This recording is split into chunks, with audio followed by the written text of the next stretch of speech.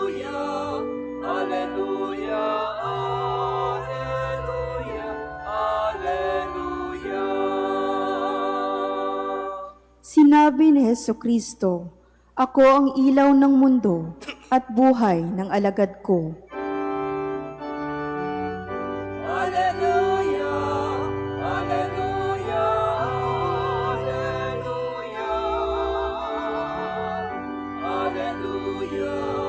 Alleluia, Alleluia, Alleluia, Alleluia.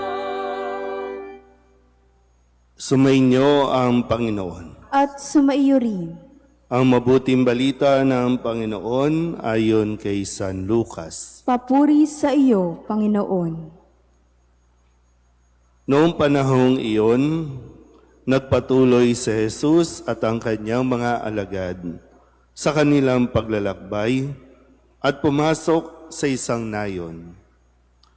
Malugod siyang tinanggap ng isang babaeng nagngangalang Marta sa tahanan nito. Ang babaeng ito ay may isang kapatid na Maria ang pangalan. Naupo ito sa paanan ng Panginoon at nakinig sa kanyang itinuturo. Alalang-alala si Marta sapagkat kulang ang kanyang katawan sa paghahanda. Kaya't lumapit siya kay Jesus at ang wika, "Panginoon, sabihan nga po ninyo sa kapatid kong tulungan naman ako." Ngunit sinagot siya ng Panginoon, "Marta, Marta, naliligalig ka at abalang-abala sa maraming bagay. Ngunit isa lamang ang talagang kailangan.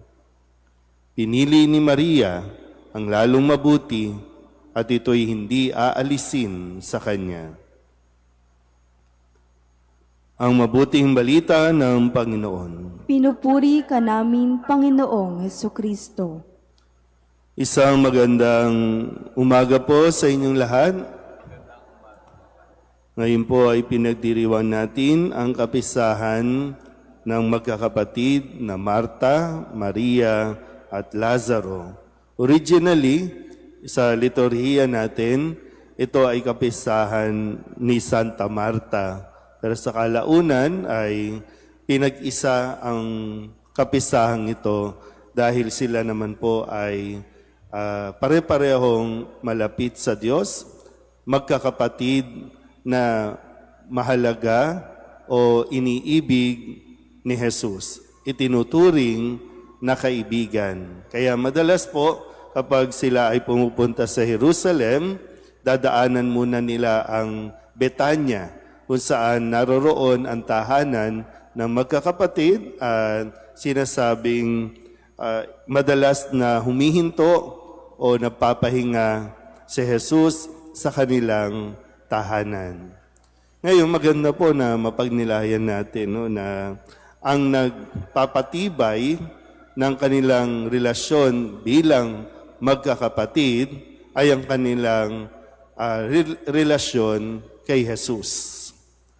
Kaya siguro mas mainam na mapagnilayan natin itong bagay na ito dahil lumapit si Marta kay Jesus at tinihiling ni Marta na sabihan ang kanyang kapatid na si Maria na tulungan naman siya.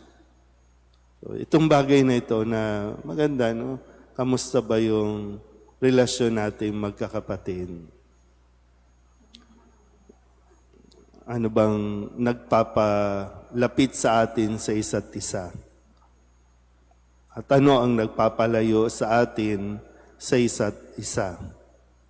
Yung iba, may mga magkakapatid na talagang magkakalimutan na lang. May mga magkakapatid na umaabot sa punto na magsusumpaan dahil lamang sa anong bagay.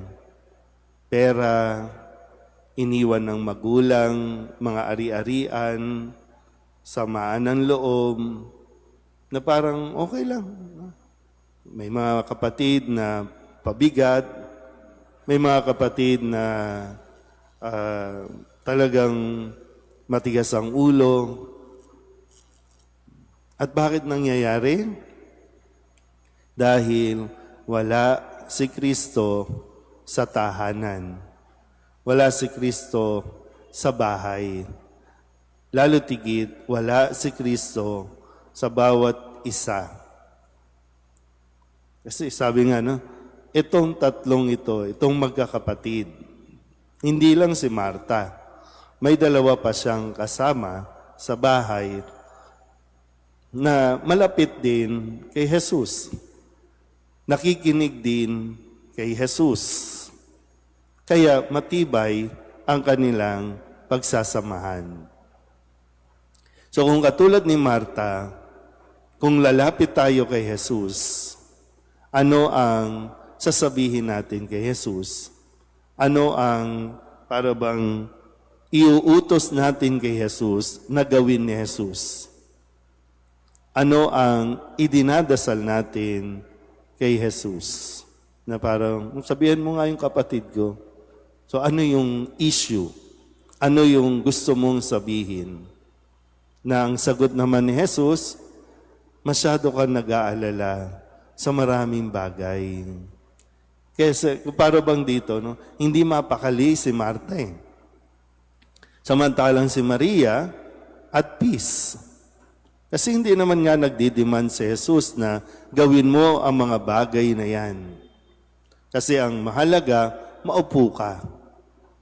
Ang mahalaga, makapiling mo din ang iba mong mga kapatid na nakikinig. Kasi di ba, sayang yung panahon eh. Sayang yung oras. Kaya lang, yun nga lang, sa kasawiang palad, masyadong naubos ang oras natin sa mga bagay sa mundong ito, hindi na natin nabantayan ang ating mga ugnayan. Na parang unti-unti lumayo na lang tayo sa isa't isa. Na nasanay na tayo na magkakalayo. Nasanay na tayo na hindi napapansinan. Pero muli, no? Kaya naman maibalik kung una tigid tayo ay makikinig at mananatili kay Jesus. Amen.